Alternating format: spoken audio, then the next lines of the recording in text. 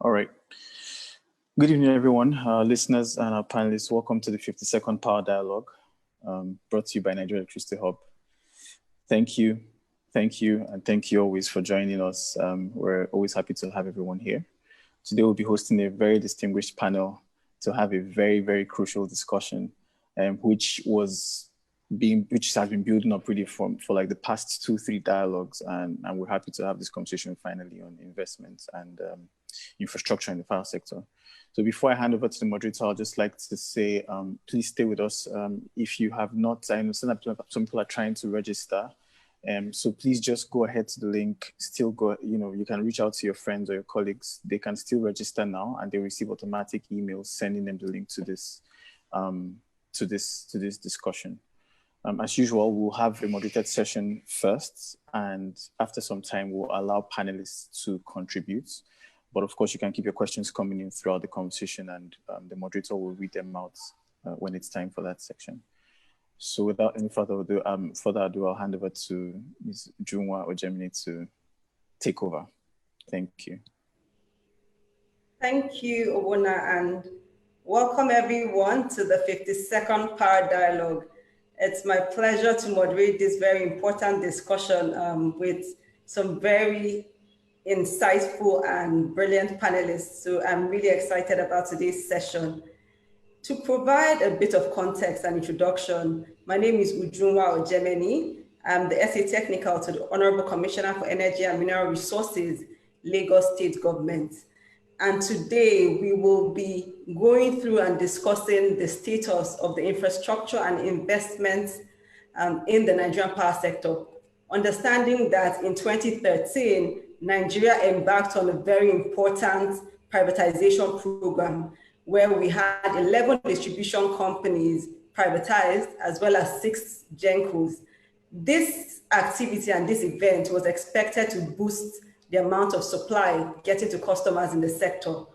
But we realized that what happened was mostly an increase in generation capacity across the value chain.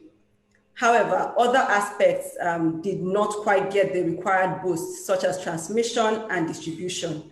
And over the years, these gaps we've tried to fill these gaps. They've been plans, they've been supports provided for these various aspects of the sector. Indeed, recently in 2019, the board of the African Development Bank Group approved a 210 million financing package to the Nigerian government for the Nigerian Transmission Expansion Project. And this was really focused on improving power delivery and supply. So we know that it's very important that the distribution and transmission subsectors of this sector or this value chain receive the required support, whether it's investments and infrastructure improvements.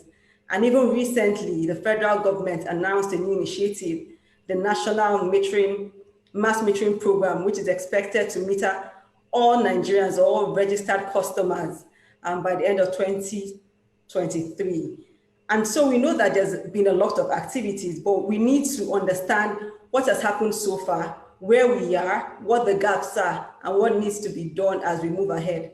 And so today at this 52nd Power Dialogue, we will be looking for actionable strategies to improve the infrastructure of development in this power supply industry. We want to consider what the options are. I mean, some people argue that the distribution companies should be recapitalized, and some other argue that we should privatize the transmission company of Nigeria. But all of these have their own challenges or concerns, and we're very mindful of that. So today at this session, we would like to discuss some short to medium-term strategies to mitigate some of the challenges and deficits that we face in this sector, and also understand the recent metering policy that was issued, or the program by the federal government, and see how we can plug the funding gaps in the sector. And with me today, I have 3 very distinguished panelists. First, I have Engineer Victor Adewumi. He is the Executive Director, Transmission Service Provider at the Transmission Company of Nigeria. You're welcome, Engineer Adewumi. Thank you very much. Good evening. Good evening. And next, I have Ibare, who is the... Hello. Sorry, can you hear me? Yes, we can. Yeah, sorry, I lost you for a second, but good evening. Good evening, and you're welcome. Thank you. And finally, we have Mr. Emeka Eze, who is the head corporate communications at Enugu Electricity Distribution Company, which is one of the 11 distribution companies that were privatized, as I mentioned in my introduction. So you're welcome, Mr. Eze. Thank you, Jungwa. Good evening. Good evening. So clearly we have the right people on the table this evening. We have an infrastructure fund provider, AFDB. We have the Transmission Company of Nigeria. We have the distribution company represented. And so we'll jump right in to hear what they have to say around the topic. 5 minutes each of opening remarks on the subject. What is this deficit we're talking about? What is the effect of this deficit? What short and medium-term strategies can we use to bridge this gap? And what kind of financing or funding opportunities are there? And then next will be Mr. Shonibare, and afterwards, Mr. Eze. So please, go ahead. Engineer Adewumi, you have the floor. Okay, in the meantime, Mr. Shonibare, can we go ahead with your 5 minutes opening remark to give us an overview of what the situation is from your perspective, what we need to do, and what the future looks like. Okay, thank you very much, Ujungwa. The Nigeria power sector is very complex, and you know, but a lot has happened since 2013, because I'm sure people can remember that before 2013, before the privatization and unbundling, PHCN was just a black box. Nobody knew what happened there. I mean, people couldn't tell what was going on, the link between generation, transmission, and distribution. So I feel that the unbundling was a good move. The plan itself, on the face of it, was a good plan. But the problem, as with everything else, has been around implementation, you know, because we have to address the entire value chain. It's not enough to just concentrate on what's happening with generation, but we have to look at what's happening with the transmission and distribution as well, and also with the regulatory environment, you know, the work of the regulator. So there are a number of misalignments that you have within the power sector, which has contributed to what's going on. If you start from gas, you know, gas is priced in US dollars, yeah? But, you know, so what happens is that the generators have to pay for the gas in US dollars. The generators are paid in Naira. And because the gas price is regulated, whenever there's an exchange rate devaluation, it's not reflected necessarily. So the generators are not able to pass those, the effect of the devaluation on necessarily. And you have NBET in between.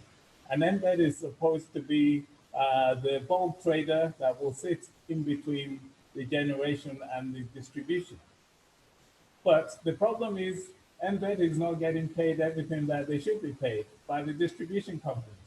And the distribution companies are there at the coal face. They're at the front line of collection from the customers. As many people will remember, when the privatization happened, because of the active labor agitation, many of these distribution companies didn't even know what they were buying.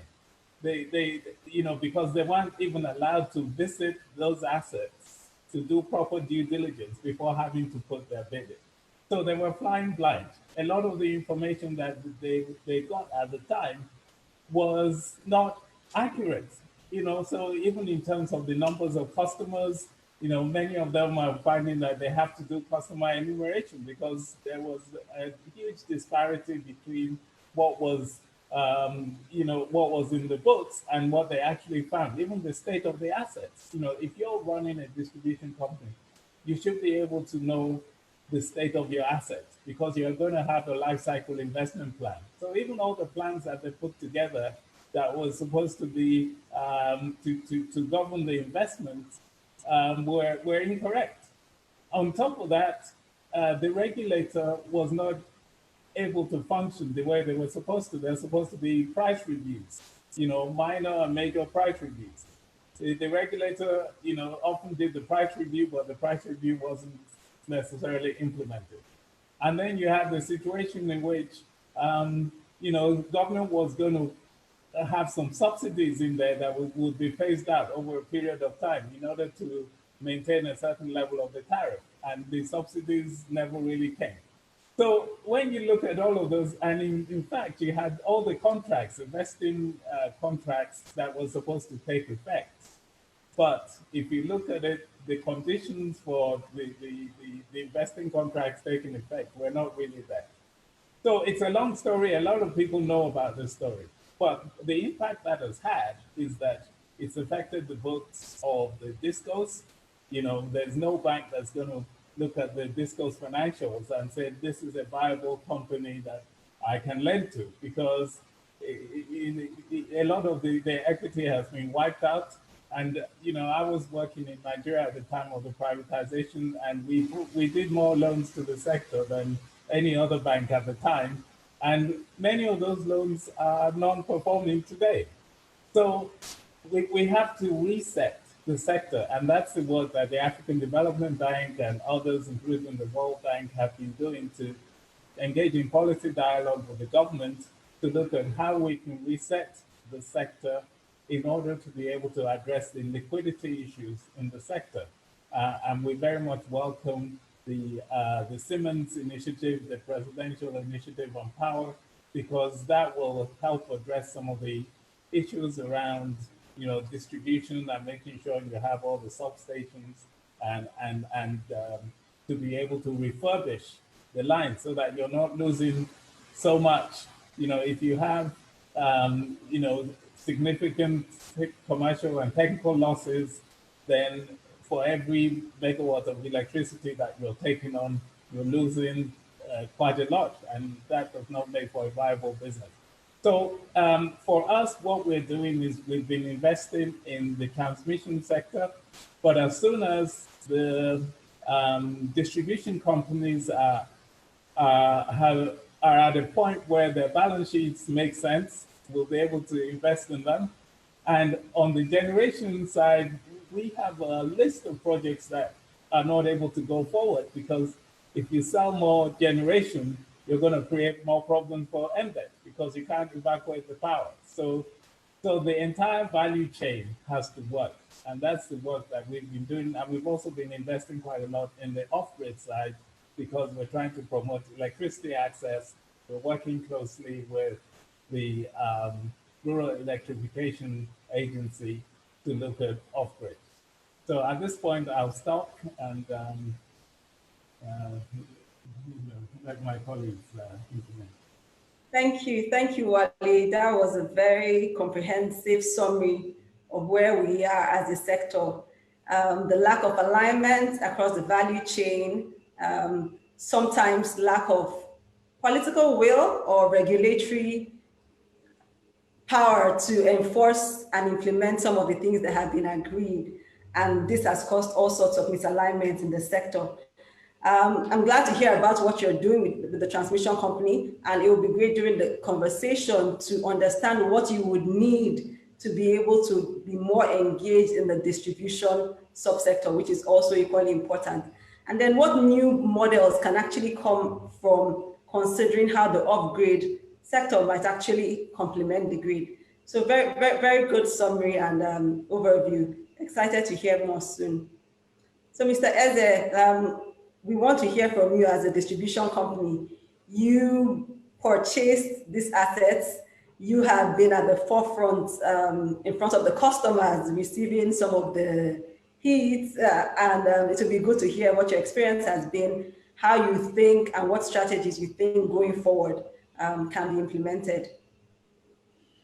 Okay, thank you very much. I must say that my brother Shonibare has actually set the tone. He said so much in his intro. I would like to start by saying that the privatization that was carried out some time ago is a very good initiative. is a good initiative in the sense that for the sector to be efficient, for the value chain to be able to, deliver on its promise to customers, we need to do things right. And the privatization was meant to form the bedrock of taking us to where we are supposed to be. Unfortunately, there are certain things that ought to be in place to allow this process succeed, as it were. And those things have, I would say, have really affected the progress that we are supposed to make. Like you rightly pointed out, we are the ones the customers know. We are the ones that are feeling the heat. We have other colleagues, the GENCOs, the transmission company, that work with us in ensuring that we deliver on the expectation of our customers. Each of these members have their own issues, okay? And like I always say, what the customer needs is good service. It doesn't want to hear stories. And for the value chain, we need to, work together as a team in ensuring that we deliver on this promise to our customers. Customers on their own part need to also understand and appreciate that it's no longer business as usual. Electricity is now a product that needs to be paid for. We at the distribution space pay for these energies that we import, and we distribute to customers and expect them to pay at the end of the period. One other major challenge is payment of the actual cost. Electricity has been produced. Are we, allowed to bill the customers to be able to recover the revenue? And that's where the issue of subsidy, comes in. There ought to be subsidy to address the shortfalls, and these never came. And that also hampered, the effort of the distribution companies in expanding their network, improving on their processes, as well as carrying out some of the obligations that they are supposed to carry out to, ease the pressure on the customers. It's an interesting sector, I must say. Until you're in, you wouldn't know what is going on, but a lot is going on. Even the investments that are, being put in, you're not able to begin to feel the impact of those investments because of the state of the sector. There's every need for investments, foreign direct investments. The sector needs to be attractive to attract that investment. And that is what we all need to, work at. Bringing in those investors, making them feel comfortable to drop their investment on the table and expect to get returns. A situation where you're not even sure of getting returns after investing is not a very pleasant one for any investor to, venture into. Those are some of the things. It's a very lucrative sector. It needs to be, looked into. It needs to be allowed for investors to come in and play so that the sector can grow and customers will begin to, have a very good experience. Thank you. Thank you very much, Mr. Eze. You touched on some very important points. So one of them is around ensuring that you can recoup your investments in the sector. And Mr. Shonibare is going to touch on that very soon when I ask him a few questions I have around what investors are looking for. But the other thing you said is that electricity is a commodity and people should be expected to pay for what they consume. And clearly people also expect to get a certain level of quality of service.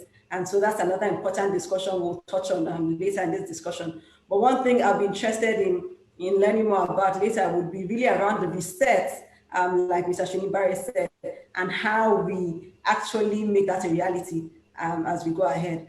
So coming back to you, Mr. Shonibare, I would like to hear more around really what the skepticism is in this industry. What's the issue with investing? I know you've touched on some of it. People are not sure they'll get back their money. But really, as a financial institution, what are you looking at? Especially, you mentioned you're waiting for the discos to become viable. Also, what would then be the modalities of issuing such types of funding facilities to the sector? What does the sector need to do? I see we have Engineer Dewumi back. Do you mind if we just take his introduction before we go into addressing that question? Welcome back, sir.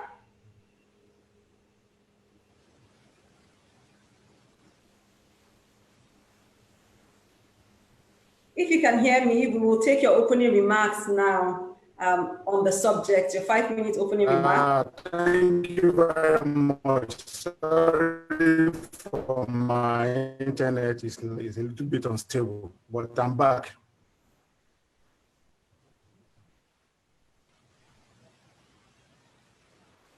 Okay, thank you. You know, the power sector in Nigeria, we all know, has a lot of problems. It's not only liquidity problem, we have technical issues, and it cuts across all the value chain. For us in TCN, TCN is the organization that everybody knows because we're in the middle. We're relating with the DISCOs on one side, and we are relating with the DENCOs on one side. And the TCN is called the manager of the grid. So TCN can see everybody. So for sure, there's problem. And people don't know that the problem in this sector is so enormous that it requires a lot of money, billions, several billions of dollars for us to fix this problem. Unfortunately, the money that is even being utilized is not being plowed back to the sector. In other words, the DISCOs cannot give us back what is being given everybody along the value chain, right from the gas companies, the power stations, the transmission company, and the DISCOs themselves. Okay, I think we'll just move ahead into the question, Mr. Shonibare. We'll come back to TCN once he's back on to just understand what financial institutions are skeptical about and what kinds of modalities are required going forward. Okay. At the time the privatization happened in 2013, sorry, there was skepticism then as well. I remember, the likes of the IFC and the World Bank coming into my office and saying they're doing a survey to see where the money will come from. They were not sure that the government will be able to mobilize the interest and the financing. But when the privatization happened, although we didn't really follow the international process or rules, so typically before people buy your assets, they need a time for due diligence. Everything happened in a bit of a hurry, which was a good thing because, at that time, oil prices were about $115 to the barrel. There was quite a bit of liquidity in the market. And by 12 months, 18 months later, we had seen oil prices starting to decline. So in the end, the government was able to mobilize about $2.4 billion of investment into the sector. But most of that money was from local investors. Interestingly enough, maybe up to 90% were from local investors because the international investors were not confident enough to come in since they didn't have sufficient information upon which to base their investment. And at the time, obviously there was quite a bit of patriotism as well. There's people saying, look, this is something that we have to do for the country. And also, some people went into the sector thinking it's the same as telecoms, so people didn't want to miss the boat. Anyway, local investors came in But if you look back at how those investments have performed, you'll find that there will be those international investors in 2013 who will say, "We told you so." That's why we didn't come in, because this process did not make sense, because you did not follow all the usual processes, and everything was done in a rush. So we're having to backtrack to put right those things that we didn't do at the time. And frankly, anyone looking at what's happened to those loans and the equity that went into the sector today will be very hesitant about, in quote, putting good money after bad. If your equity has been wiped out, you're not going to put in more equity. What I'm talking about, the reset, is something that we've done in other parts of Africa, and nobody's reinventing the wheel. This sector is very well known. We've seen countries like Uganda do some amazing transformations, and also Egypt more recently, and Kenya. So we know what has to be done. You have to reform the utilities, because the utilities are the ones that will pay for the energy that your generation companies produce. It's critical. And obviously you have to invest in the infrastructure, but things like the governance within the utility, the governance has to be right. You have to install metering, so that you don't have this whole estimated billing type issues, and you can disconnect people. You prepaid metering, you put that in place, and then you have to have laws around electricity theft, which is a big issue. That happens, in Nigeria, the legal process can be fairly slow. So it's expensive for distribution company to prosecute people who tap into wires or steal electricity. In places like India, they established like special courts who can try cases very quickly, impose a penalty so that people know that electricity theft is a big issue, and it's a serious offense. So you have those kind of things. And then you also have the whole issue around, being able to know where the customers are. The good thing with modern technology is that because it's not every single community can afford a grid extension, and the cost of grid extension can be quite high. Some figures I looked at suggested that it's about $1,000 per customer, like to take the grid for TCN to actually go there and connect the grid. This was figures from East Africa, but it's quite high. And some very poor rural communities, you find that it's not possible for them to be able to basically pay for connections. So with new technology and with solar mini grids and solar home system, you can use new technology to access some of those more rural customers for whom a grid extension would not make sense, So you really have to plan the way in which you roll out the electricity. Electricity is good, but if it costs you too much to get it there, you have to find more economical ways of getting it there. So you start to look at those kinds of issues. And then the other big issue is around how we finance our infrastructure in Nigeria, because your customers are paying Naira. Our currency, unfortunately, is quite unstable. And over the years, the Naira has gradually depreciated against the US. So one of the things we've been looking at, local currency instruments that you can use. I mean, you don't hear the United States wanting to pay for its infrastructure in Japanese yen. They pay in dollars. And we need to get to that point in certain markets in Africa. In South Africa, if you go there, you're going to fund in rand. If you go to India, you're going to fund in rupees. So there needs to be less reliance on hard currency financing, so that all the issues you have with the likes of Azura, where every month the government is running around looking for dollars to convert, you have to be able to reduce that. And luckily, we've managed to reform our pensions system so that you actually have capital formation, you have institutional investing. So we've invested in a number of vehicles. Now, I mean, with the Nigeria Infrastructure Debt Fund, you have an entity that is a listed entity that's able to take money from pension funds and lend for up to 15 years or even longer in Naira. You know, that's never happened before. And then you have infra credits who are able to provide credit enhancement again to let the pension funds come in. So, you know, here are some of the things you start to do. I can come back later, you know, just to give other people a chance to intervene. Thank you. I think you've touched on some very important points. First of all, planning and proper planning, especially considering what the least cost of providing electricity would be to each class of customers.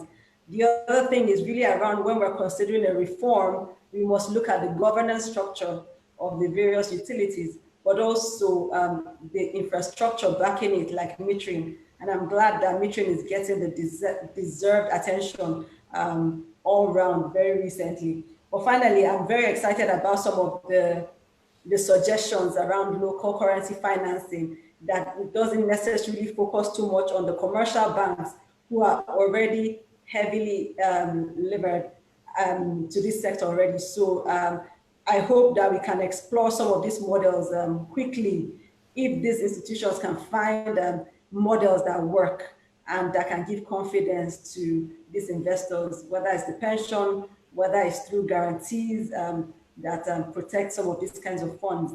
So I'm really excited to explore more of this. Engineer Adewumi, welcome back. We will just finish up with your introduction now and your opening remarks on the subject before we jump into some of the questions that we have for you. So please go ahead and round up your opening remarks.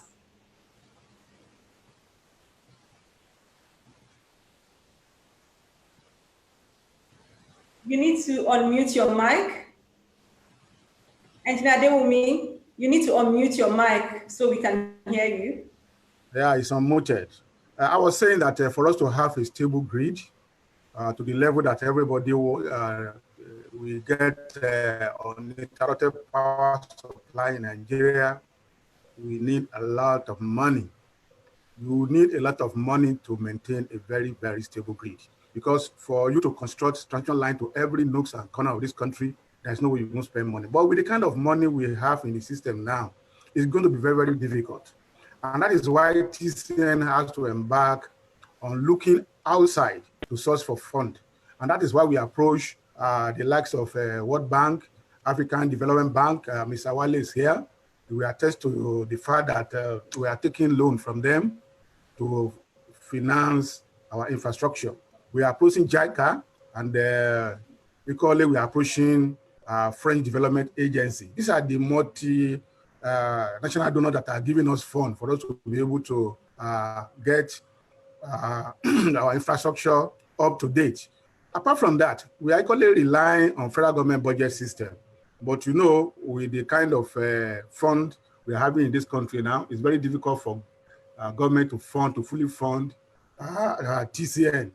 So just to round up, for us to have a stable supply in Nigeria, all the value chain need funds. The discos must be made to be able to collect their revenue.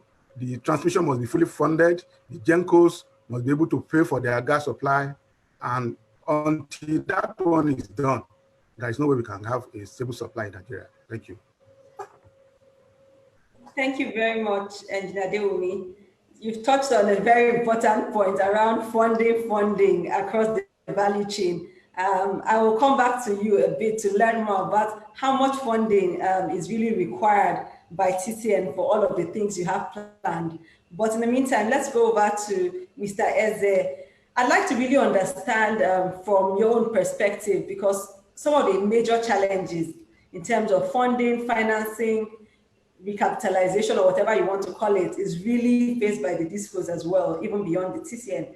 So I'd like to understand some of the challenges you face. I know you've mentioned some of them, but just like to learn more about what those challenges are and maybe how we can start thinking about addressing them.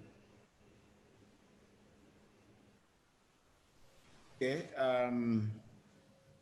the major challenge is that of funding, okay? There's no way the system can be efficient without the right funding. And the way the sector is designed to, you know, sustain itself, okay? You import energy, you distribute energy, customers pay, and you remit down to the members of the value chain. So funding is a critical factor. Every other thing falls in place once you have the right financial muscle. The other side to it is support, customer support. There's no way we can make progress without the customers supporting the sector. Support can come in diverse ways. Payment of bills. We have a lot of activities that are going on in the network that undermines the effort of the system. Theft, energy theft is a big challenge, okay? This comes as meter bypass. It comes as people that hook up wires to, you know, use the service without actually paying for it. The other challenge is that knowledge gap. Knowledge gap. Some of our customers don't really understand that utility is something you pay for. They still see it as their right, okay? You want a 247 and you get a 247 and you're billed for a 247. You begin to hear things like, how much is my salary? I can't afford it. So it's no longer a question of whether service has been provided. Service has been provided, but the purchasing power of, let me use an average Nigerian, is not able to pay for that 247, but they desire to have that 247. These are some of the challenges. The need for customers to, you know, change that orientation, that this is my, okay, part of my entitlement as a Nigerian. It is a service that has to be paid for. And until we begin to see that from that point, we'll be missing it.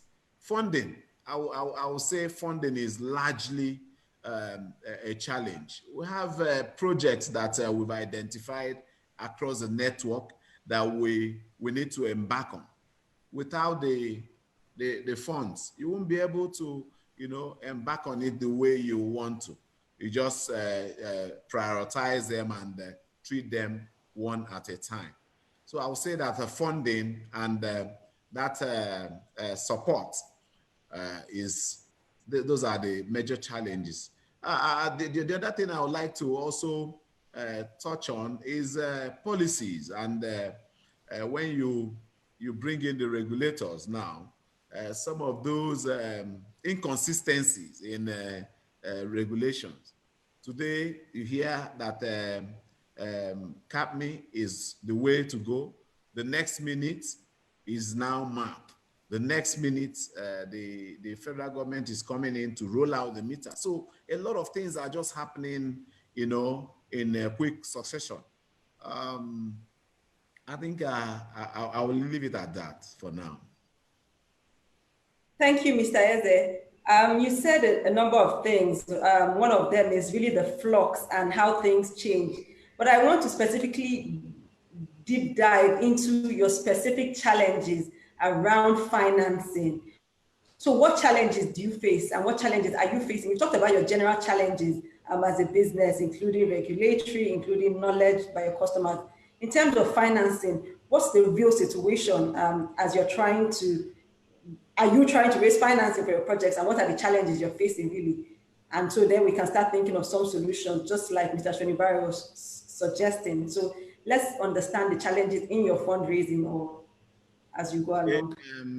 You know, for every businessman, you have the financial institutions to support your business. You have your plans, you send in your proposals, funds or loan will be advanced to you. In our own case, it's not like that. we're not bankable. No bank can, extend facility to us, and that makes it very, very difficult for us. And like I mentioned earlier on during the introductory speech, I said that foreign investors do not have that confidence. They don't have that confidence to bring in their money and they expect to get returns. So it's also a major issue. These are areas where ordinarily we'll assess funds and get things going. So the investors are stretching themselves, putting their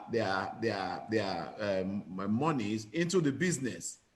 But the pace at which this is going cannot be the same pace it will go when we have a backing of a financial institution, for example, or we have a backing of a foreign investor. So that is the aspect that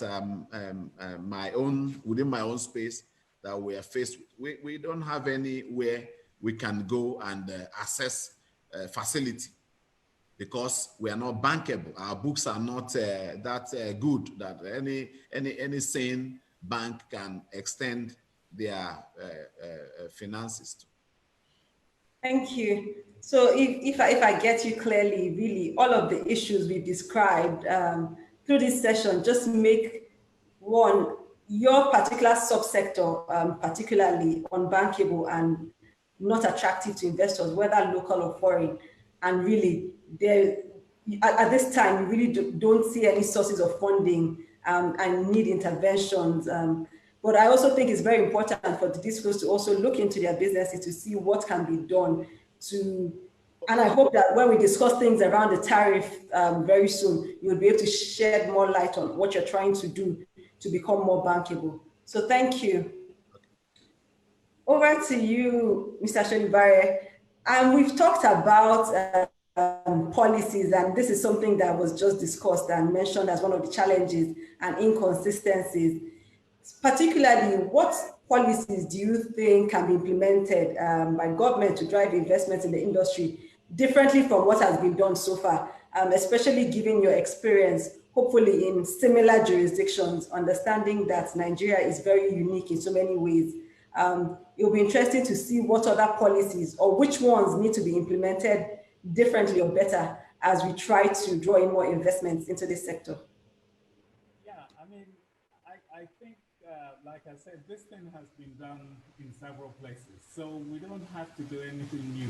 When we first, when the privatization happened, the dream we had for the sector at the time was, okay, this thing will be acquired by investors, the private sector will come in, will sort out the books, and within maybe 3 to 5 years, we will actually be able to list some of these companies on the capital markets, on the Nigerian Stock Exchange.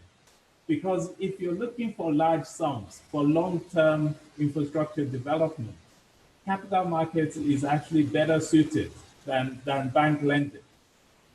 But the capital markets, it's very scientific. They look at your fundamentals, they look at your books. It has to make sense. Before you can list, you need at least 3 years of audited financial statements. And it's a very heavily regulated sector because SEC will look at your books. You have to produce your prospectus, et cetera, et cetera. And within the Nigerian capital markets, both local as well as foreign investors, they come in and buy shares.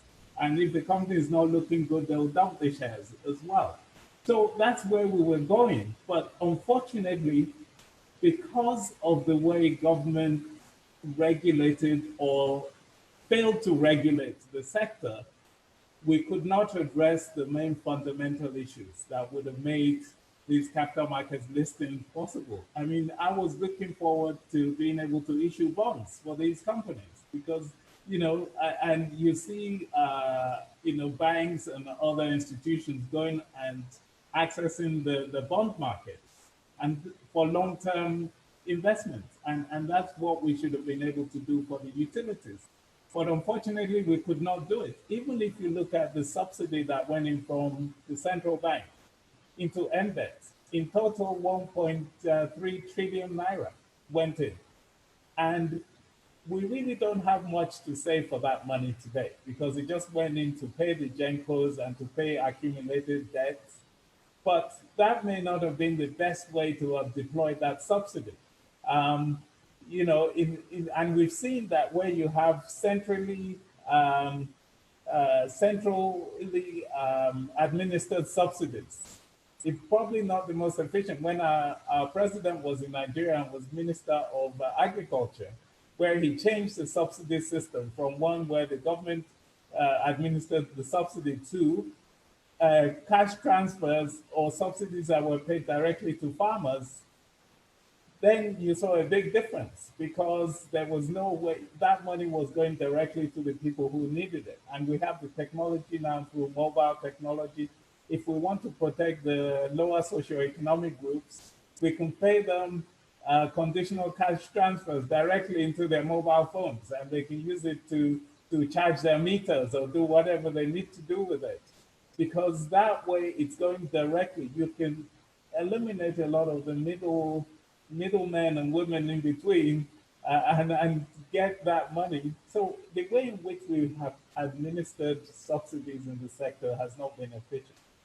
And you can have situations where a lot of that money can actually be used to reform the sector. You know, government is a shareholder in the distribution company. I think they have up to, is it 40% share? So even governance at the board levels, who are we sending onto the board of the distribution companies to represent government? And when you have cash calls, you know, it's now time to invest. Here's a cash call. Is government putting its own cash alongside the private sector? So those kind of governance type issues need to be addressed. And what we've seen in other countries is government, we have worked in places like Egypt where we've given government a plan to say, look, the subsidies are going to go up gradually over these number of years.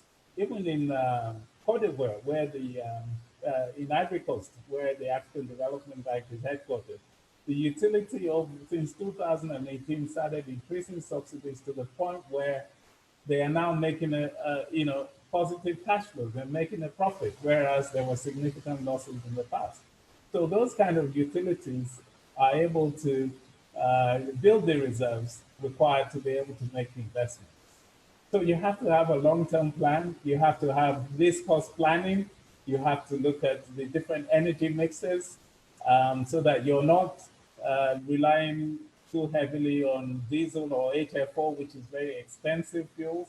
The cost of diesel of solar is now going down quite precipitously, and so you can take advantage of that. And in Nigeria, we're blessed because we have gas, and gas can be, is much cleaner than the other fossil fuels, and can be quite cheap. Especially with shale gas in the US, the cost of gas internationally is going down. You just have to build the infrastructure to allow the gas to get to where it needs to get to. So a lot of these things have been written in plans, by the way. You have the gas master plan. In Nigeria, we know everything we have to do. The issue is just getting on and doing it in order to achieve the results and being consistent, staying on course, which is what many other countries may have done a bit better. Thank you. Thank you. The key message is really taking what we have, implementing it consistently, considering our long-term planning, integrated planning, list cost solutions across the value chain, and really what our energy mix needs to be. But finally, being sure that when we decide to do a program, whether it's the subsidy, we use the right model. So whether it's decentralized instead of a centralized model, hopefully we can do some of these going forward. Now over to you, back to you, Engineer Adewumi. You talked about funding that is required by TCN. You mentioned you need a lot of funding. Can we know how much funding exactly does TCN require now to provide reliable access to electricity flowing through your network? And are you open to private investments into TCN? How would that work? Is that something you've thought about?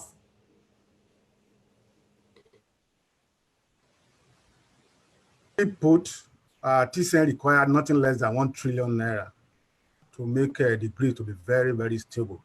If you look at the 1.6 billion naira that TCN is getting from the donors, if you convert that with the current exchange rate, that is about 1.69 multiplied by 280 naira. So that will give you roughly about 1.3 billion. And for the project that TCN is financing internally, relying on our IGR and the federal government budget system, TCN requires nothing less than 600 billion naira. So when you look at this, TCN is talking about 1 trillion. This is a huge sum of money. And if you look at it, there's no way even the federal government can provide this kind of fund. So the other alternative way is to look at project financing, whereby those who have the money can come to TCN, finance probably a transmission line, and then look at the cost of the energy to be wheeled on that line, spread it over some period of time, and then get their money back. But with the current kind of fund that is entering TCN, there is no way TCN can embark on that because the DisCos are not giving us the required, tariff. They are not giving us the required money they're supposed to give us. We are getting about less than 60% of TCN tariff back into the system. That is even after NAC forced them to do it. So, and when you look at the problem of the DisCos, you cannot really blame them. There is a huge energy theft in this country. Even the layman in the street knows that those 4 wires that you are seeing on the street, once you are able to get the one on top and the last one down, any idiot can connect and you are using free electric power supply. So our kind of network made it prone to energy theft. So we really need to assist DisCos for now. For me, DisCos remains the weakest link in the value chain because they are the one that's supposed to give back the money that everybody is flowing back into this system. So we require nothing less than 1 trillion naira, simply put. And assuming TCN is ripe for project financing, we don't have to embark on loan. We don't have to embark on finance from federal government. TCN should be self-sustaining, assuming we are getting the energy we are willing to the DisCos. Thank you very much, Engineer Adewumi. So basically 1 trillion naira to ensure grid stability, but you hope that some form of project financing, if an investor can find some confidence that they'll get back their money at the end of the value chain, would be an interesting concept to consider. Thank you. Mr. Eze, over to you. Understanding that you're the ones, you're customer facing, the recent service reflective tariff has been received differently by different people. Some think it's great, some think it hasn't been fully thought out, and it will be great to hear your perspective on when customers can expect better investments in distribution networks, given that potentially they will be paying more based on the service they'll be getting. But also, I'm curious to understand how low customers who currently are on the lower level would ever get better, given that you may want to focus on those that are paying more when you're considering your investments, given that you want your returns. So I would like to hear more about that. And finally, what timelines really are you looking at for some of these initiatives? When can we hope to see a difference? Or when can customers hope to see something different? We understand that it takes time. Okay, thank you very much. I'm happy to let you know that some customers within our space are already seeing the effect of these investments that we have put in. The service reflective tariff, prior to the introduction of the service reflective tariff, the DisCos have always been clamoring for a tariff that will reflect the cost of this product, electricity. It doesn't make any sense for one to be in business and you're running at a loss, consistently running at a loss. A situation where the discos are not allowed to price this product and get the revenue back so that we can take care of other members, you know, will just prolong the whole effort that is being made to improve the sector. You're right when you said some customers feel that the timing is not right. But the question I would like to put forward is, when is the right time? Because this issue of tariff review didn't just start in November. We've been on this since last 2 years, and all we keep hearing is this is not the right time. And customers still expect efficiency, okay? And they don't want the tariff to be, touched. The inflation rate, the indices that are used in computing the tariff are there.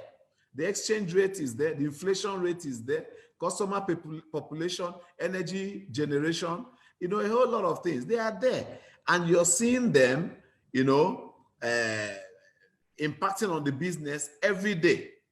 And our hands are tied. We're not allowed to, review this tariff to be able to, provide the quality service to customers.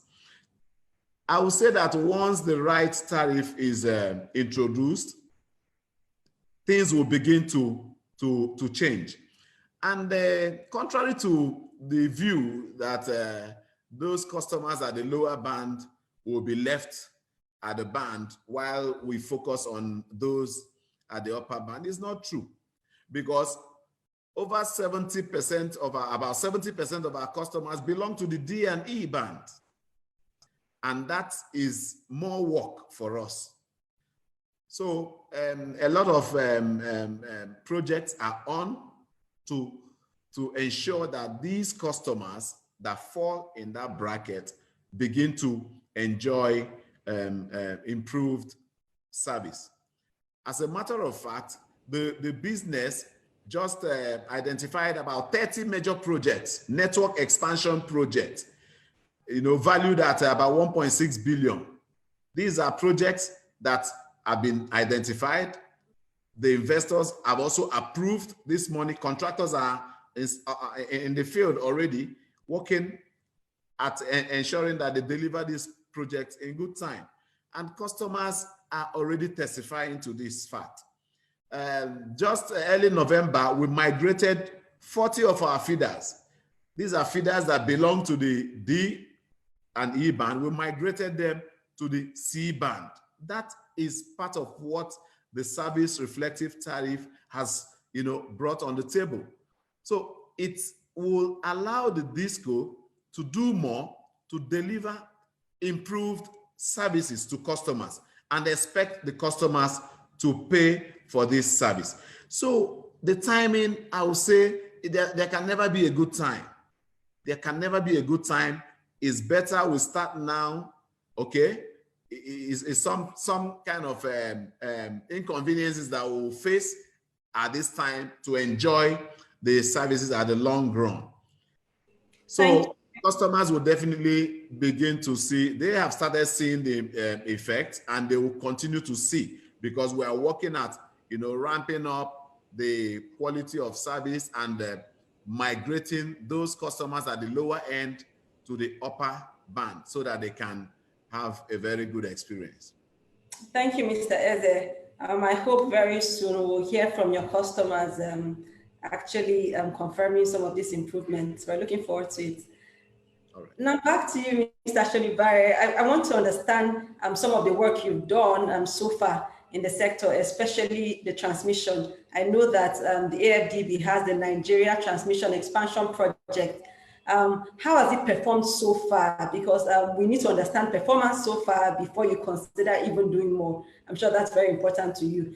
And then how do you even monitor some of these to ensure that they actually perform optimally? You need to unmute your mic.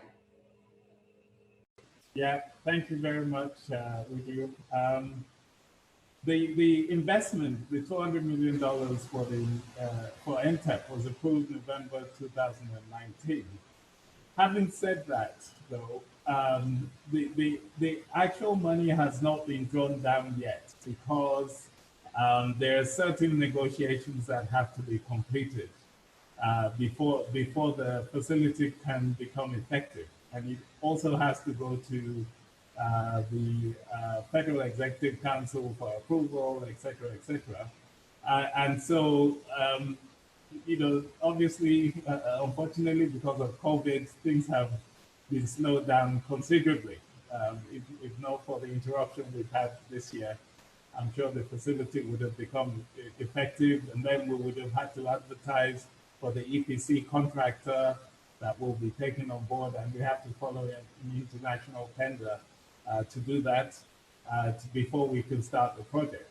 But the 200 million is just the first part of a larger program. And so long term, the bank is certainly committed to supporting the entire sector, not just the transmission sector. You may know that we approved another $200 million for the Rural Electrification Agency for the mini-grid program. And that program has started. We have a PIU, a project coordination office already set up, and they've started the procurement required to be able to get that investment into the system. So these things take quite a while, but this is a marathon, not a race. So, but and before that, a few years back, we gave the Nigerian government a budget support facility of $1 billion, which was being used to look at to meet budget shortfalls for the sector. So our role is to be counter-cyclical, so that when governments are experiencing difficulty, we're there to provide the counter-cyclical support to help them through those bad patches, and then they can pay back when things improve. And then we've also approved some money for the COVID support facility for government. So we're doing a lot, but also on the private sector side, obviously there are quite a number of the IPPs who have come to us for financing. We probably have about at least 14 deals that are waiting because you can't really lend to them unless they're sure they can get their money back. And then NBET is not really signing PPAs right now for good reason. So we support both on the public sector side and also on the private sector side. So we're always there in one form, shape, or in one shape or form. Yeah. Very good. Hopefully, let me just quickly add that that particular project, that is being financed by African Development Bank in TCN, is very, very critical, because that project alone is capable of raising the capacity of TCN by nothing less than 2,500 megawatts. Because that particular fund, we finance the weakest link in TCN. That is the Alaoji Owerri Onitsha line. So for the first time, that project we introduced into our network what we call quad conductor. So that quad conductor is like 4 conductors per phase. Let me put it in layman form for those who are listening. When you look at transmission line, the maximum number of conductors you will be able to see are just 2 conductors per phase. So this particular project, we introduced a new concept to TCN of about 4 conductors per phase. That is quad conductor. So for 3 critical locations that are weak in TCN, the Alaoji Owerri Onitsha line, the Delta Benin line, and the Kaduna Kano Rimi Sakara line. That project will finance these 3 critical lines. And like I've said, if these projects are completed, it's going to raise the capacity of TCN by nothing less than 2,500 megawatts. So, Mr. Chodibare, it is better for us to see how we can speed up the effectiveness of this loan so that TCN can easily assess it and implement this project. Thank you, Engineer Adewumi, for adding. So clearly, we need speed to disbursement of funds and to actually putting up all of the conditions precedents in place. So hopefully, we see that 2,500 megawatts additional capacity come to reality. We did a poll and the results are out. The question was, which subsector would you say needs the most investment in the power sector? And the distribution subsector seems to be the highest with 59%, while transmission is 34% and generation 7%. So it will be interesting to hear what the total amount of distribution investment is required in Nigeria is, given that we've heard that TCN is about 1 trillion naira. Okay, over to you again, Mr. Eze. I want to talk about something that's very important to investors when they consider investing in this sector. That's really around understanding who your customers are, customer enumeration, network mapping. These are things that I believe Enugu Disco is currently doing.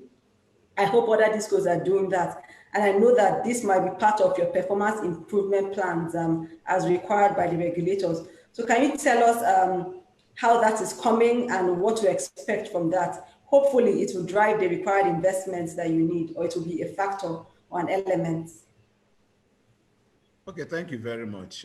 Customer enumeration is an exercise that we've been on for the past, we've been on it for about 2 years now. And I would say that the success of this business is dependent on that project. A situation where you have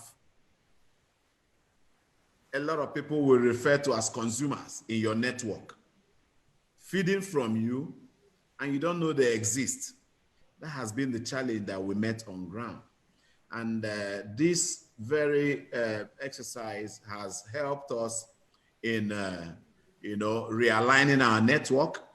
It has helped us in improving the network as well. It has also helped us in reducing the losses. Like one of the principal mandates of the DISCOs is to reduce their ATC and C loss. That's aggregate technical collection and commercial loss. These are the issues that the DISCOs are faced with. These losses, the number of losses, and a lot of them are around collection and commercial losses. Situations where you import energy, people steal of these energies, and you're not able to recover the revenue. So the enumeration exercise, I must say that is a very good initiative. We are already, reaping from it. The customer population is growing by the day because we are going round the network to fish out those people that are on the grid that we don't have in our books, and getting them onto the billing platform and getting them to pay bills at the end of the month. So it's something that is still ongoing. We are using GIS technology.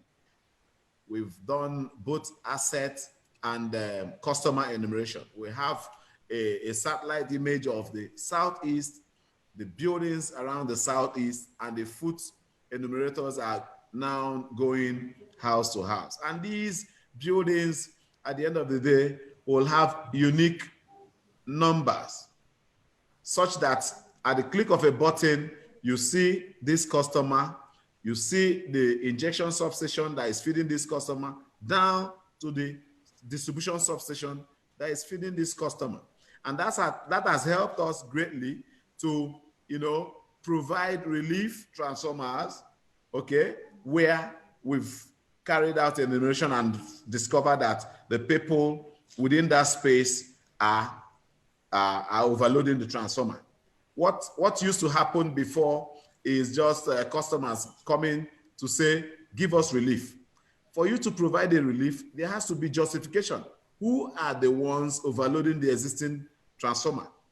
This enumeration has helped us know the number of customers on a particular substation, and we know when it's optimally used and provide relief. It has also helped us save the life of this equipment. A situation where transformer is bogged down and allowed to pack up because the needed relief is not provided is now becoming a thing of the past. So it's a very good initiative, it's a very good project, and is already helping us in planning and improving our network. Thank you. Thank you for shedding more light on that. I hope we conclude it and we see some of the results. And Adewumi, I want to understand a bit more and based on questions from the audience as well, in terms of your maintenance strategies for your existing network. We know you need more investments, but you already have some, and people want great service. What kind of strategies do you employ at TCN to just ensure that what you even have is well maintained, to encourage more investments in that infrastructure? Well, it's good for us to understand that all TCN equipment are not sourced locally. 100% of TCN equipment are imported. So which means our equipment are dollarized. So this makes it very, very difficult at times to have necessary maintenance because you need to source for the spares. But what we are doing now currently is to see how we can minimize our cost of maintenance by empowering TCN engineers to carry out those jobs normally outsourced to contractors. So we are the one doing it now. And I can equally tell you that a lot of projects that we normally give to contractors before, we no longer do it. We encourage our in-house engineers to take over some jobs and complete it because there is no much fund. But like I said, every equipment in TCN has to be imported. And I think the same thing goes to even our distribution counterpart. Of course, we all know that in the GenCos, all the equipment are equally imported. So, but the most critical problem TCN has is the issue of right of way. Of course, we can maintain our equipment, but in implementing new projects, right of way has been a serious problem because in Nigeria, nobody wants to give out their land. To allow transmission line to pass through people's land is a challenge. Even because presently the law of Nigeria vested the ownership of land on the state governors. And that is why for now, TCN is trying to see how we can collaborate with the state governors because they own the land. So when we collaborate with state government in this regard, the cost of, this right of way comes down. But when you go there directly yourself, of course, they give you about 10 times the cost of the original price. And when you try to negotiate with them, they insist that they will not allow their line, your line to pass through, their land. So it's a big issue. And that is why for now, it might be very, very difficult for private investors in TCN, because we've heard in some quarters that, you can actually privatize the TSP and leave the ISO in the hand of the government. That would be very, very difficult because I can tell you in this country now, no private investor can get access to right of way. I can tell you that for sure. So for us, our maintenance is not, you can see, because we have new management in place. We are doing the right thing now because we are able to get some parts that we are using to fix, our system. So for us in TCN, maintenance is not really the issue, but the issue is the completion of the existing project and the implementation of new projects. This country is very, very huge. It's large. We are talking of population about 200 million people with access to just 5,000 megawatts. That is so small. It means some people will not even get light at all. So for us to get transmission line to every nooks and cranny of this country, of course, that's why I've been talking about funding. so that we can implement this project.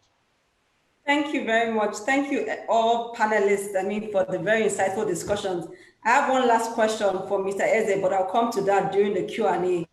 I think we should just jump into to take some of the questions, and then I'll ask you my last question around metering.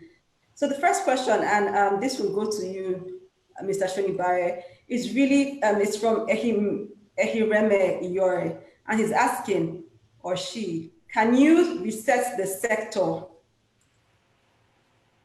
Can you reset the sector with the continuous downward slide of exchange rates?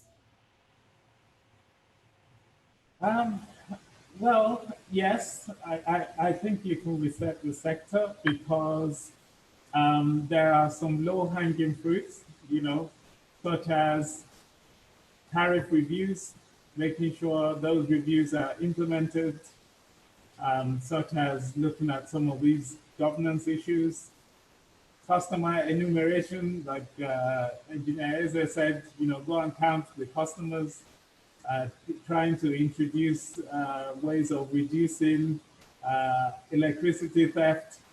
Some of these things are cultural, behavioral, and by just implementing the blueprint that was set up at the time of the privatization, a lot of these things can be done regardless of what's happening to the Naira. And obviously there are some macroeconomic things that we need to look at, like how we're managing our exchange rates and reserves and interest rate, etc. Obviously that will benefit the sector. But well-regulated sectors, we talk about telecoms. Telecoms have never come out and said they can't raise money because of the Naira. They keep investing and they're making their money. So there will be sectors that, if they're properly run and you have liquidity in the system, things will adjust to whatever the exchange rate is, as long as investors can cover their return. Thank you for that. There was a poll that was run and the results are out. The question, which I think the answer is as expected, do you think the government can adequately provide the required investment for the transmission subsector? And largely the answer is no, at 74%. So we know that additional funding is required, and some of that has been described already. So another question, and this is around metering, and then I'll tie it into my question around the metering program. Samuel Timilein has said that the FG promised prepaid meters has not reached the southeast states. Please, can you shed more light on this? But then my question to you, Mr. Eze, would be around the national metering program, and what kinds of measures as a DISCO you're even taking to ensure that these assets, that there's general security of these assets, given that although it's not very clear the modalities of the entire program, you can shed some light on that. But understanding that these are sort of investments now and you really need to protect them, how are you looking at it? Okay. It should help to drive more investment into that sector, the subsector. Yeah, thank you very much. I'll say that the move by federal government to step in the area of metering is a welcome development. It's something that we're excited about. It's going to help us reduce the metering gap that we have within our space. Prior to that, we had the MAP metering program, which was also a meter regulation by NEC with the support of federal government, where third-party vendors are brought in to handle that aspect of the operation. That was on up until this latest development, which we are already talking with the CBN, talking with the other relevant stakeholders to see that it's a success. The customers might say they are not wrong when they say they've not seen the meter, because the meters are not on ground. Okay, a lot of things, processes, paperwork need to happen. Federal government through CBN is advancing loan to the DISCOs for this purpose. And these meters are going to be brought in from outside the country. So by the time the paperwork are concluded and meters start coming in, that will take nothing less than 2 months but it's something that we're already working, at the modalities on how to move on. Unlike the MAP process, this federal government plan allows us to take the meter direct to the customers. So you're not waiting for the customer to make down payment. So no down payment will be needed. The meter will be installed and the cost of the meter spread over a period of time. So it's something that we're excited about. We are working, seriously with the relevant stakeholders to see that this process is closed and the meters begin to come in so that customers will have these meters. Thank you. Engineer Adewumi, there's a question around how TCN is coordinating its investment plans with the DisCos so that the key needs of the DisCos we can ensure that really service is improved to the customers. This is from an anonymous attendee. So how does this coordination work to ensure that this alignment happens, which should really happen across the value chain? Yeah, we have been having a lot of meetings with the DisCos to tell us what are their requirements. Even before the signing of this service level agreement, which now places responsibilities on the shoulders of each sector, we've been having meetings with them regularly. But prior to that, there has been this argument that TCN normally give DisCos substations where they don't really need it. But the truth is that TCN don't just, site substations anywhere. Siting of our substations follow system studies. Let me give you an example. If in Abuja, for example, the population is within Maitama, but you now have a lot of population growing maybe around the Kubwa side, our system study will show it that it is better for us to site another substation maybe in Kubwa area. So that is the way we site our substation. But because many a times I want to believe that the DisCos don't want to, maybe they don't have the required fund to take supply to radiate their feeder from where these substations are located to where they have their customers. Maybe that has been a challenge. But now we are discussing with them, and we are no longer going to just maybe implement a project based on our studies. We equally need to sit down with them and jointly decide on where they think is best suited for them. I think that is the best way to move forward. Very important. That coordination is very important. Thank you.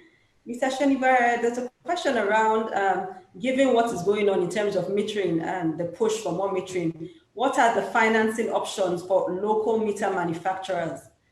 Are there any that you can share insights on, or is there anything the AFDB is working on? Well, we have the MAP regulations, and that was supposed to allow local metering providers to go out and raise the money to pay to acquire the meters and also install the meters. Having said that, though, I think the MAP process was rushed, and because we were trying to provide some technical assistance at that time to the regulator to help them have a more detailed MAP regulations, but they were in a hurry to proceed. But what's happened is that those MAP contractors have not been able to raise the money, and it boils down to the system. I mean, the people you're providing the metering to, the DisCos, are not able to collect everything that they're charging. You can't just fix one small part of the problem. You have to look at it holistically. And I believe that hasn't really worked because there were other deficiencies in the system. So it's a difficult one. You can't fund unless you're sure that the money will come back. And the DisCos are weak and are not yet creditworthy, so it's difficult. And the customers aren't necessarily always ready to pay. So. Thank you. Very interesting. Thank you very much. I have a rather interesting question from ID Bob. I think Mr. Eze, you could help us with this one. Where is the $2.4 billion of income from the sale of the, oh no, not you, Mr. Eze. I'm not even sure anyone on here can actually help, but it's really about $2.4 billion.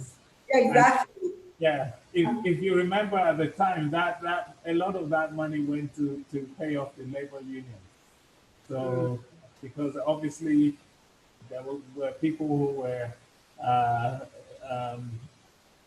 either going to lose their jobs or were taking the offer for early retirement. You know, there were a lot of, and then pension accruals, pensions that hadn't been paid, they had to settle a lot of arrears. So that's what the money went to, if I remember correctly. Thank you. Thank you for the insights. Mr. Eze, I have a question for you, a statement and a question. It's from an anonymous attendee who says, the discos are quite organized differently. My question, what's actually their challenge in expanding their customer base to meet the turnover to accommodate the profit and payment to TCN and MDET? Is this electricity theft or low tariff or pure incompetence in expanding their network? Expansion leads to higher turnover.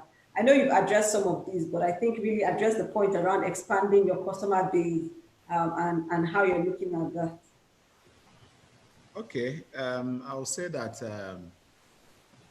network expansion is, like I mentioned earlier on, is a function of liquidity.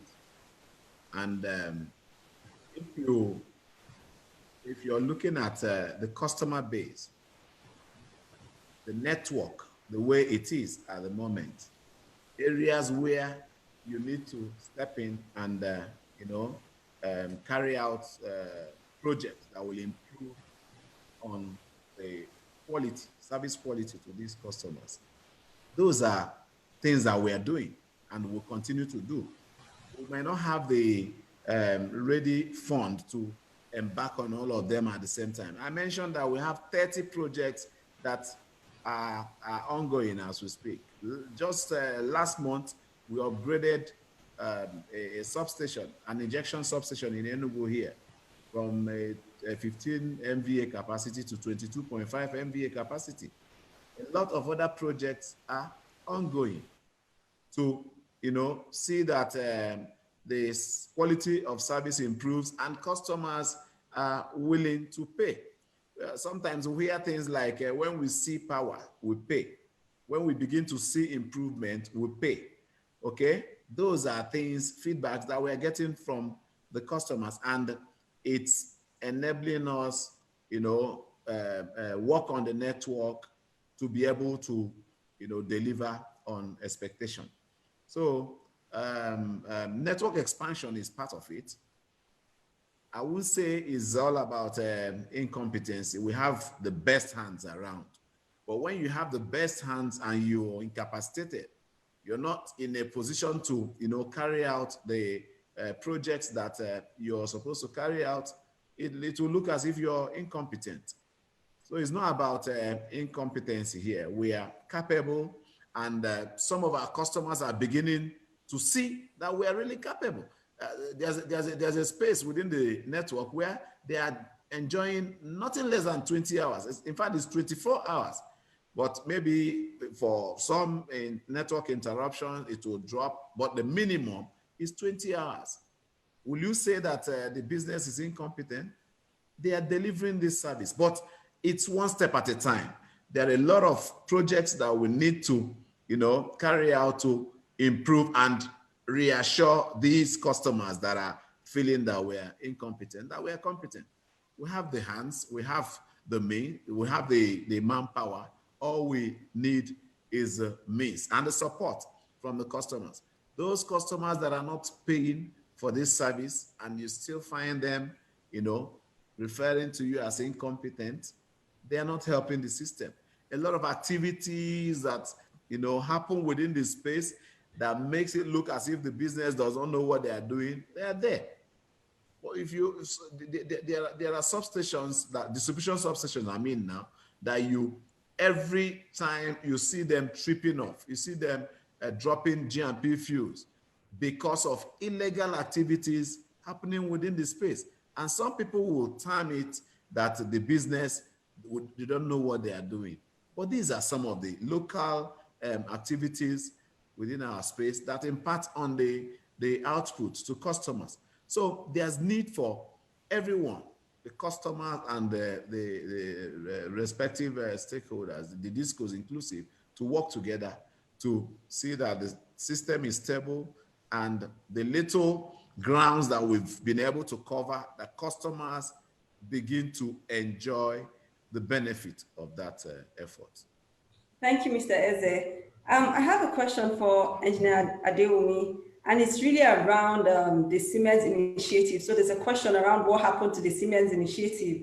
Can you just relate that to how this would impact on the transmission capacity going forward, hopefully when that is really being implemented and executed?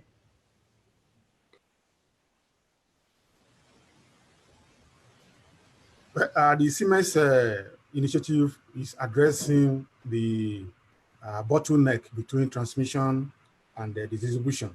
And the Siemens intervention is more at the distribution side, because the problem now is the inability of the power that is trapped, in transmission to get to the consumers. And that is where Siemens is coming in.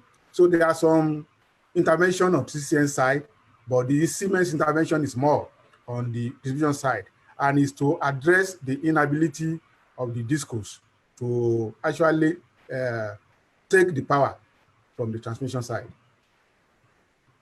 Thank you. Again, Mr. Eze, there are questions around distribution transformers. One of it is there any provision from DISCO to support communities willing to take up the responsibility to provide distribution transformers in their communities instead of endlessly waiting for the DISCOs? But there's then another question around whether it's fair for the DISCOs whether it's ideal from Obina, speaking of quality service, is it ideal for the DISCOs to tax customers for replacement of bad transformers? So let's address this concern from customers. The customer has no business, providing transformer. Is solely the responsibility of the distribution company. So for that community that needs transformer, the business is responsible of replacing that transformer. By the way, the business recently procured 180 units of transformers, and these are aimed at addressing issues around transformer. Where there's relief, we provide relief. Where there's failed transformer, we provide transformer. It's also important for us to get the background of where the fellow that sent the question from the community is coming from. You have these communities, they are your customers. They are expected to be paying their bills, okay? Maybe for some reason, they experience a challenge with the transformer. And the business is saying, okay, you have this amount of debt. Some of them running into millions. What is the plan? Can you advance us some fraction of it so that we'll be able to, provide transformer for you? Instead of doing that, they go get a transformer and, call on you to come and energize that transformer. You're already having some amount tied to the failed transformer. They brought a new one to continue consuming. So these are some of the issues. We might not be able to speak to that very issue until we get the background. But I will say here that it is the responsibility of the business, that's EEDC, to provide transformer. And we do not task customers for repair of transformer. That is not to say that this does not happen in the field. Sometimes some people milk from this. You see, transformer will develop fault. Instead of reporting to the distribution company, you see some group of people come together, begin to tax the other members of the community. Sometimes these faults are being worked on. Maybe the responsible feeder manager is already working on addressing this fault, requesting for needed material and all that. And these guys go, extorting their other colleagues, all in the name of the business, tasking them. We don't task them. And we've set up whistleblowing lines where customers can escalate these kind of issues. It's a challenge. It's happening in the field, but it's not from the business. Thank you very much.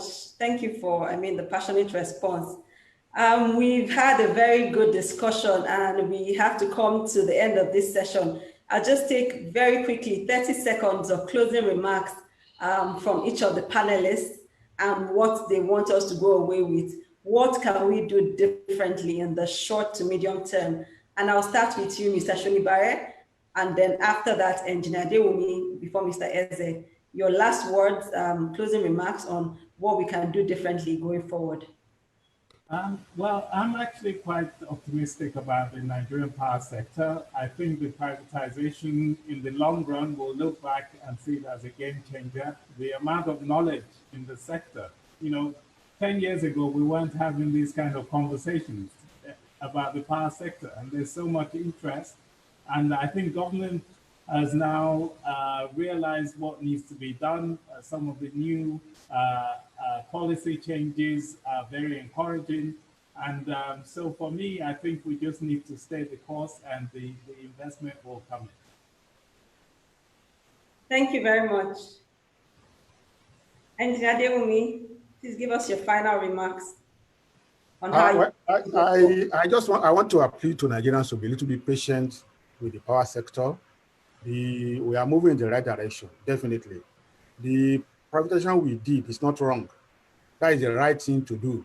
The only thing is that we need to address quickly the funding, in the sector. And it has to do with consumers, paying the right tariff. People should not just steal. The other of people thinking that they can steal and then you want government to still do the right thing, it's over. Electricity business is business all over the world. It's no longer what is we term. Some people term it in Nigeria it's free, just like water. No, for every megawatt of electricity you are consuming, somebody is putting in his money, and that person needs to recoup the money back. So if all of us are stealing, if we are not paying our bill, then this power sector will not move anywhere. Thank you. So let's pay our bills. And finally, Mr. Eze. Yeah, thank you very much. I'll start by saying that the privatization process, like has been said, is a journey, okay? We're not there. We're just, we're still kicking off. And like engineer has said, we need to be patient. We need to take time to understand the dynamics of this business. And everybody's support is needed. If you see people stealing energy and you're not doing anything about it, you're not helping the system. And all those people that are engaging in acts that undermine the sector, they're not helping us. We need to move forward. A lot of us have traveled out, we see the way things work. We want our own environment to be like that. And it doesn't come free.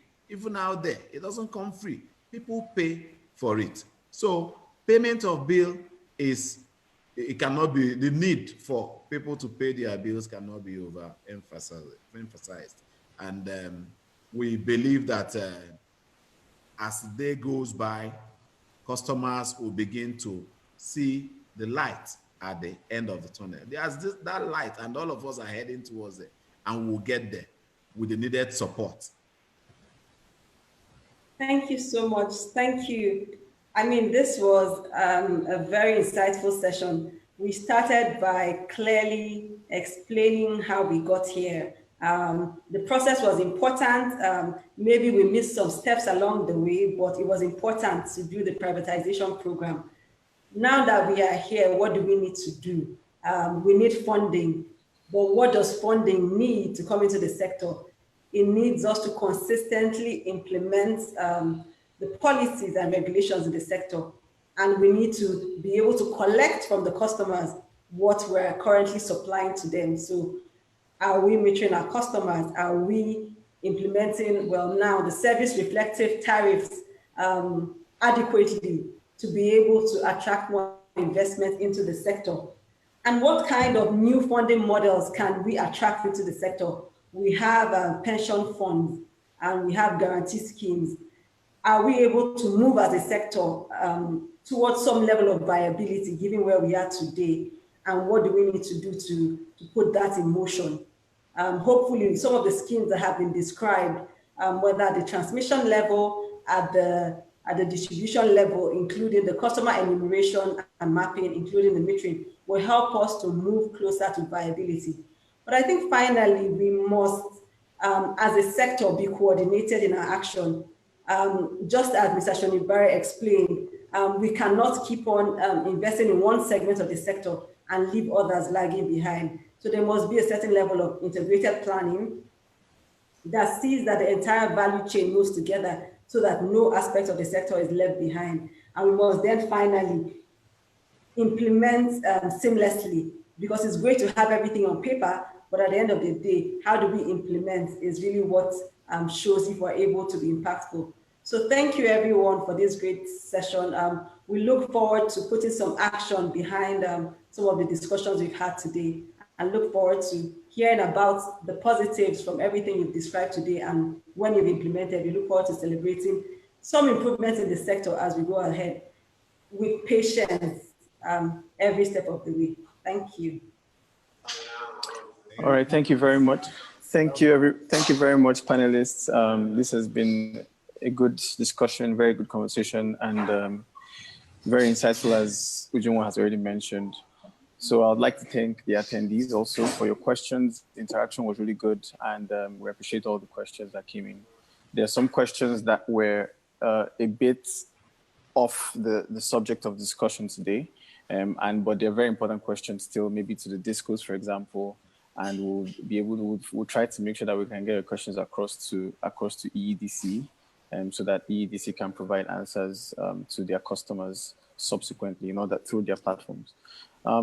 I'd like to encourage everyone before we go to please log onto our podcasts series. We have short 10 minutes episodes where we discuss some of these issues and then provide some more insight into this, and we can engage everybody here. All these stars that you see here on the panel, we can engage any of them too. So please log in, subscribe, and subscribe to our newsletter as well. And we'll provide you with all these things. Thank you very much again. Thank you, panelists. Really appreciate this, and everyone for attending. Do have a lovely evening. You're dismissed. Thank you. Thank you. Thank you. Have a great evening. Bye. Bye-bye. Bye. Bye. Thank you. Bye. Bye.